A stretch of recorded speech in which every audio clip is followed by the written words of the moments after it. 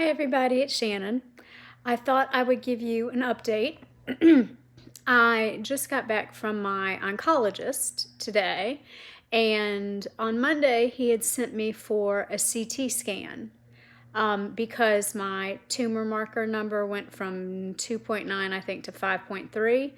And like he said, although it's low, it's still quite a jump given what it had been before. So he wanted to make sure that there was no new, growth in my colon or in my liver or anything like that. So I went in and I had the CT scan on Monday. Weirdest thing happened while I was there. They access my port now because my veins are kind of hard to get to and they have a hard time with that. So somebody from radiology, one of the radiology nurses who can access a port, came in and accessed it. She put everything over it. It seemed normal. Good blood return and all that kind of stuff. But when I got in for the CT scan and they started putting the contrast and, the water comes through first and then the contrast liquid comes through next, all of a sudden I was like, I have all this fluid dripping all over me. And so they were still able to get a good scan, thank heavens. I didn't have to do it again, but I was covered in solution, and then just the little bit of blood from your port that kind of stays in the little line, I guess. I don't know. It ended up all over the front of a white shirt, of course. So it looked like I got it in a knife fight in the radiology department. But that was so bizarre. I've never had that happen before. And I was telling the phlebotomist at the oncologist today about it, and she was really nice. She's like, next time you have to do that, you can always come over here and we'll access your port for you, and you can just walk yourself over to radiology, get it done, and come back and we'll de-access the port. So I thought that was really nice of them. So I had the CT scan. I got the results today, and they showed no growth anywhere. So that was awesome. I told my oncologist that I thought it was my scapula. When they did one of the MRIs for my shoulder and everything, they also picked up something on my back, just a little tiny bit on my scapula, and that's been what's hurting me. Any pain that I've had recently has been right there. So I wonder if that is growing or something, to which the oncologist doesn't think so, but I'm going to see the radiation oncologist about it, and he can always zap it and that'll get rid of the pain, which will be really nice. Speaking of pain, I don't know if you've ever had this or not, but I think I told you before, OxyContin and I do not get along. It makes me itch all over. And so before, whenever I would have to weigh out, does the pain hurt worse than dealing with all the itching, or would I rather just deal with the pain and not have the itching? So I had told them about that. I was like, I can't take the itching anymore. Give me something else. So they prescribed Dilaudid. And if you've ever had that in the hospital, they put it right in your IV. And for me, it was a miracle drug. And I loved it. It stopped the pain, and I didn't seem to have any side effects with it. So when he prescribed that in oral form, I was very excited because I've had it before and I knew it would work. So while I was helping my in-laws again this past week in Alabama, my scapula was hurting really, really bad at night, and this one night I just couldn't go to sleep because it hurt so bad. So I finally decided I was going to take one of those because I hadn't taken one yet. And it made me itch all over my face, my nose, everything else. And I didn't have a rash, so it wasn't like an allergic reaction, but I was a little scared that, my throat's going to close and all that kind of stuff. So I had to go take Claritin with it and try and, get that to calm down. But I couldn't believe it. I thought, oh my gosh, here I am with things that are itching again. And I asked him, I thought maybe like the formulas might have been different between an oral, like tablet form versus an IV form. And he said, no, really, they're not that much different. So who knows? I don't know what's up with that. So I asked him, I was like, what can I take that's just over the counter? And he said, Aleve. So I'm just going to try that for a little while. And if I can't take that, he said, I'm going to have to jump over to, I think he said morphine, and try that one instead. So I would rather just have Aleve, but we'll see. So that's been me and my drugs. So the CT scan was good. My blood work today, I was supposed to have chemo today. My platelets were very low.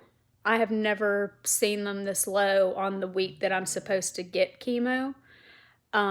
They were at 64,000, and normal is 140 to something or other.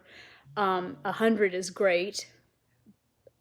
Usually they'll give me chemo if it's 90 or above. Sometimes if it's like 88, 89, they'll give it to me. But if it's in the low 80s, generally they're like, no, let's just wait another week and whatever. So this time they decided that we're going to wait 3 weeks and give my liver and the platelets really a time to kind of adjust. I also am going to go see the radiation oncologist, and we are having the spleen embolization procedure done because my spleen is not shrinking on its own. That was the one thing, well, two things that they saw in the scan were that my spleen was 2/3 the size that it should be. And so it doesn't really show any slowdown, I guess. And the other thing was that you could still see how much fluid that I was still like carting around in my abdomen, which I knew it was there, and I've told him that. But I told him it's not to the point where it hurts or anything like that. So that was good. So I'm going to have that procedure done. I'm going to have maybe some radiation on my scapula. I don't know. Maybe, maybe not. Who knows? We'll see what Dr. Simon says. And then chemo in probably 3 more weeks. So that'll be a new procedure for me. I've never had that done. Apparently you're under twilight, and they go through your groin, I guess, up to the spleen, and then I don't know what they do once they're there. It's not supposed to hurt when they do it, but apparently when it's over, afterwards, my oncologist said there is pain, which I said, that's okay. I can deal with the after pain. I just don't want the pain happening while I know that you're in there. So we'll see how that goes. It'll be fine. I think that's about it, though. So I was excited that, there was nothing else in my liver, which I didn't think there would be. I mean, Dr. Abdallah whacked off 75% of it. So, he was going to make sure as much as he could that it was not going to come back. And I had faith that he would do that. So that was really good. I'm hoping that this cancer marker number is going up because of the scapula, because that would be an easier fix. Otherwise, they're going to have to do another paracentesis where they stick my stomach with a needle and draw out some fluid and check the fluid again, which we've already done that once, and it didn't show any signs of cancer being in there. But he said, otherwise, we're going to have to look at it again. I asked if they couldn't do that at the same time that they were in there doing the spleen embolization, because it seems to me, why would I have to be awake for it? But apparently, I don't know. You do, or they don't work at the same time, or I don't know. I think basically it's people who have never had those 2 procedures done that don't get it. They just don't get that if I'm already under, it would be better if you just, stuck me with the needle while I'm under, and then I don't have to deal with, the pain of that and, but it's okay. So that's about it for me. I feel good though, which is kind of odd. I mean, I do feel tired. And that was the one thing whenever he said, oh, you might need some radiation on your scapula. I just remember whenever I had the radiation on my humerus that it does work. I mean, it'll take the pain away, which is lovely because my arm doesn't hurt anymore. But like, its side effect that hits me the most with radiation is fatigue. I mean, I just remember how incredibly tired I was after each one of those sessions. And they don't even last that long. I mean, they're all of like 10 minutes. I mean, you think about that and you're thinking, how tired can you be after that? Well, apparently that's my side effect,